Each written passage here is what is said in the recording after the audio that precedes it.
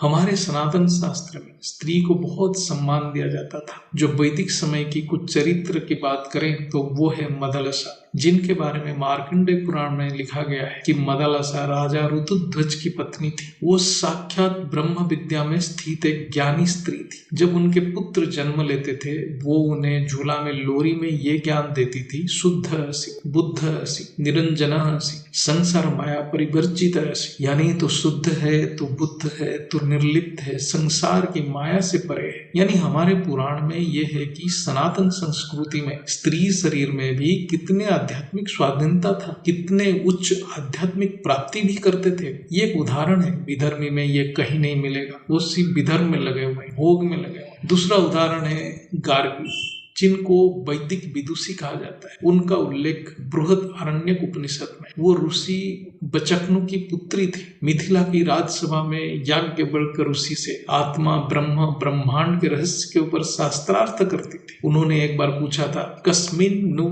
खल्वखीलं ब्रह्मलोकं प्रतिष्ठित, ये ब्रह्मलोक किसमें स्थित है, यानी ब्रह्मलोक की आधार क्या है। ऐसा प्रश्न किसी के चित्त में उत्पन्न हो सकता है। वो कोई साधारण आत्मा नहीं है, वो इतने गहराई में जा चुका है। इसलिए आत्मा को देख, शरीर को नहीं। गार्गी को वेदों की देवी कहा गया है। तीसरा उदाहरण मैत्री, वो ब्रह्म विद्या की पथिक थे, मतलब ब्रह्म विद्या के जिज्ञासु थे। उनका भी उल्लेख बृहदारण्यक उपनिषद में। वो ऋषि याज्ञवल्क्य की पत्नी थी, जिन्होंने याज्ञवल्क्य को प्रश्न किया, यदि सर्वं पृथ्वी सुवर्णमयी स्यात् किं तेन अमृतत्वम्, यानी पूरी पृथ्वी सोने की भी हो जाए तो क्या उससे अमरता मिलेगी। मतलब ऐसे प्रश्न आज किसी के मन में नहीं है। उन्होंने वैराग्य और ब्रह्म ज्ञान को स्थूल धन संपत्ति से श्रेष्ठ माना। क्या ऐसे प्रश्न किसी साधारण स्त्री के अंदर आज आ सकता है? आज किसी बेटी या बहन को ये क्या शिक्षा दिए जाते हैं? नहीं। इसीलिए विनाश की कारण मनुष्य खुद है,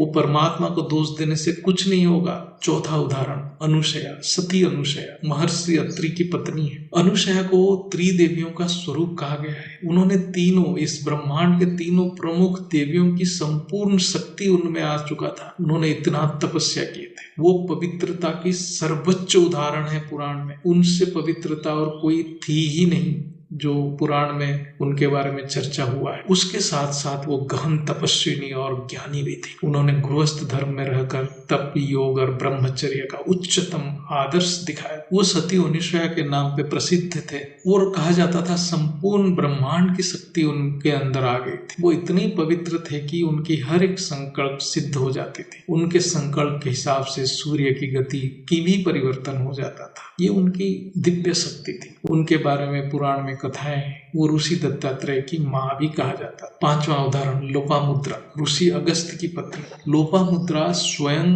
ऋग्वेद की ऋचाएं रचती थी। वेद की ऋचाएं जो रचती हैं उनको दृष्टा कहा जाता है, यानी वो ध्यान योग के द्वारा ब्रह्मांड की सूक्ष्म शक्ति को स्थूल रूप में प्रकट कर सकती थी। ये उनकी सामर्थ्य थी। उन्होंने अगस्त मुनि से, यानी अपने पति से पूछा था, सांसारिक जीवन को त्यागना तो सरल है, पर उसमें रहते हुए आत्मज्ञान प्राप्त करना अत्यंत कठिन। उन्होंने गृहस्थ में रहकर कैसे आत्मज्ञानी का मार्ग को प्रशस्त करना है, वो उसका उदाहरण थी। ऐसे अनेक उदाहरण होगा, लेकिन कुछ ही हमारे सनातन साहित्य में मिलता है। सनातन ज्ञान की कमी और सनातन संस्कृति के अभाव में आज हम अपने पूर्वजों के लिए भी गर्व करना महसूस नहीं कर पाते, लेकिन विधर्मियों के प्रभाव में अपने पूर्वजों को बंदर मानने के लिए तैयार हैं। डार्विन थ्योरी को सब सही मानते हैं, लेकिन सनातन में है कि हम सभी दिव्य आत्माएं हैं, परमात्मा की अंश है, यानी हमारे पूर्वज सप्त ऋषियां थे। ये मानने के लिए कोई तैयार नहीं। ऐसे आत्मा की रक्षा कौन करेगा? इसलिए आज जो घटना घट रहा है वो तो होना ही है।